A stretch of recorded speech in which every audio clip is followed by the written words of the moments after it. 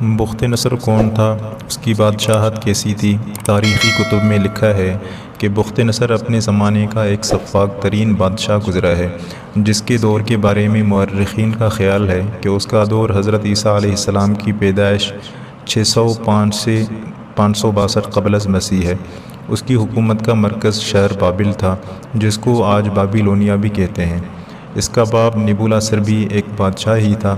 اس کے باپ نے اس کو مصر پر حملے کے لیے بھیجا اور اس نے زمانہ شہزادگی میں مصر کو فتح بھی کر لیا۔ اپنے باپ نبولاصر کی وفات کے بعد تخت پر بیٹھ گیا۔ 597 قبل از مسیح میں یہودا یعنی جودیہ نے بغاوت شروع کی۔ اس علاقے میں دوبارہ بغاوت ہوئی تو یروشلم کو تباہ کر دیا گیا۔ 586 قبل از مسیح میں 4000 یہودیوں کو گرفتار کر کے بابل لایا گیا۔ یہودیوں کی اس قید کو بابل کے اسیری کہا جاتا تھا۔ اس عہد میں سلطنت کی زیادہ تر دولت بابل کی قلعہ بندی اور تعمیرات پر خرچ کی گئی۔ بادشاہ کا شہر بابل علم و ادب اور تہذیب و تمدن کا بہت بڑا مرکز بن گیا تھا۔ بابل میں اس کا ذکر نبوکد نظر کے نام سے ہے، جبکہ تفسیر جمل میں اس کے بارے میں لکھا ہے کہ یہ ایک لاوارث تھا اور اس کے بڑے ہونے پر بادشاہ وقت نے اس کو بابل کا گورنر مقرر کر دیا تھا۔ تفسیر میں لکھا ہے کہ بخت نصر قوم عمالقہ کا ایک لڑکا تھا۔ ان کے بت یعنی نصر کے پاس لاوارث پڑا ہوا ملا۔ چونکہ اس کے باپ کا نام کسی کو معلوم نہیں، اس لیے لوگوں نے اس کا نام بخت نصر رکھ دیا۔ خدا کی شان کی یہ لڑکا بڑا ہو کر اس وقت کے بادشاہ کی طرف سے سلطنت بابل پر گورنر مقرر ہوا۔ پھر یہ خود دنیا کا بہت بڑا بادشاہ ہو گیا۔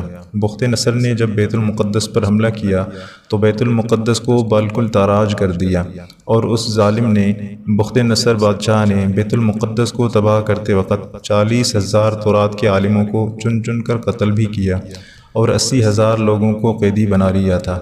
بعض مورخین کے مطابق ان اسیران بنی اسرائیل کی تعداد 80,000 تھی، اور ان اسیران میں حضرت دانیال علیہ السلام بھی موجود تھے۔ حمورابی کی حکومت ختم کر کے بادشاہ بننے کے بعد جب بخت نصر نے بیت المقدس پر حملہ کیا تو اس نے بیت المقدس کو مکمل اجاڑ دیا۔ حضرت سلیمان علیہ السلام کی باقیات کو لوٹ لیا، محلات کو تباہ کر دیا اور ہیکل سلیمانی میں موجود کتب کو جلا دیا، جس میں تورات کے اصل نسخے بھی شامل تھے، اور انبیاء علیہم السلام کو شہید کر دیا۔ اسی دوران تابوت سکینہ بھی ہیکل سلیمانی میں ہی کہیں گم ہو گیا تھا۔ رب تعالیٰ نے اسی ظلم کی وجہ سے بدبخت بخت نصر پر عذاب نازل کیا اور اس کی شکل و صورت کو مسخ کر دیا۔ ایک کتاب میں بخت نصر کی موت کا واقعہ یوں تحریر ہے کہ بخت نصر کے نزدیک حضرت دانیال علیہ السلام اور ان کے ساتھی سب سے زیادہ باعزت تھے، جن کو بخت نصر اسیران بیت المقدس کے طور پر قید کر کے بابل عراق لے کر آیا تھا۔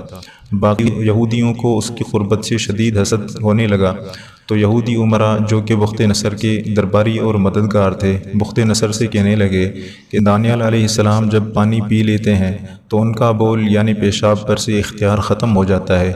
یہ بات اس وقت ان میں بہت عار اور معیوب سمجھی جاتی تھی۔ بخت نصر نے اس بات کو جاننے کی خاطر یہودی امراء اور حضرت دانیال علیہ السلام کی دعوت کی۔ پھر انہوں نے کھانا کھایا اور پانی پیا۔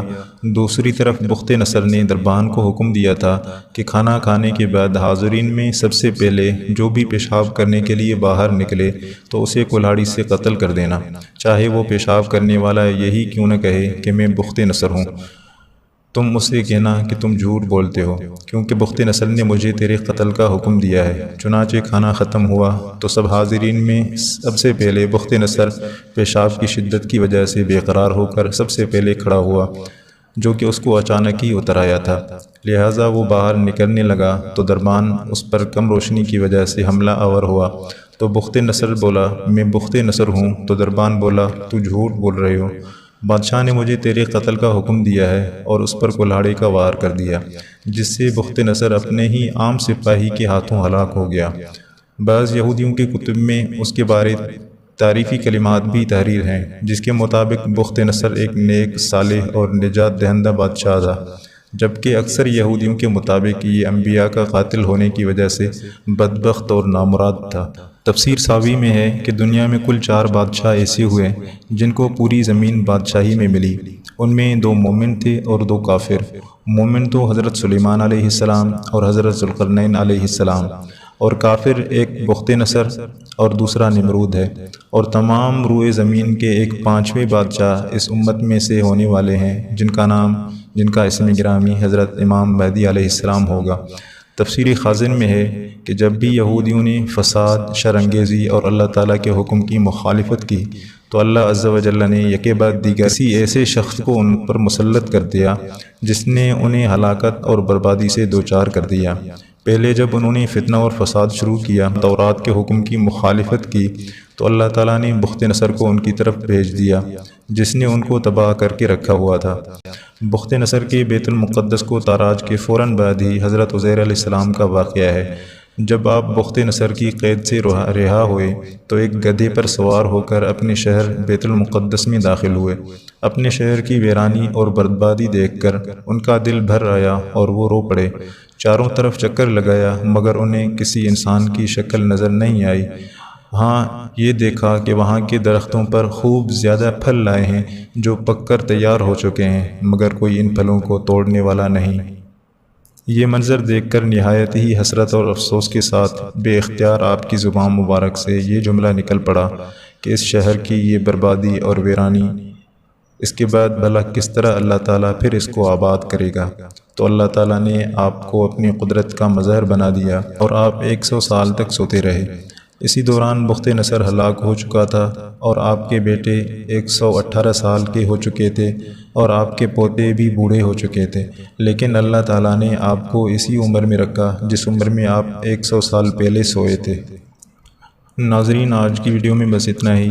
ویڈیو آپ کو کیسی لگی کمنٹ سیکشن میں اپنی قیمتی رائے کا اظہار ضرور کیجیے گا، اور ویڈیو اچھی لگے تو لائک کریں، اور مزید اس طرح کے انفارمیٹیو ویڈیوز کے لیے اس چینل کو ضرور سبسکرائب کریں۔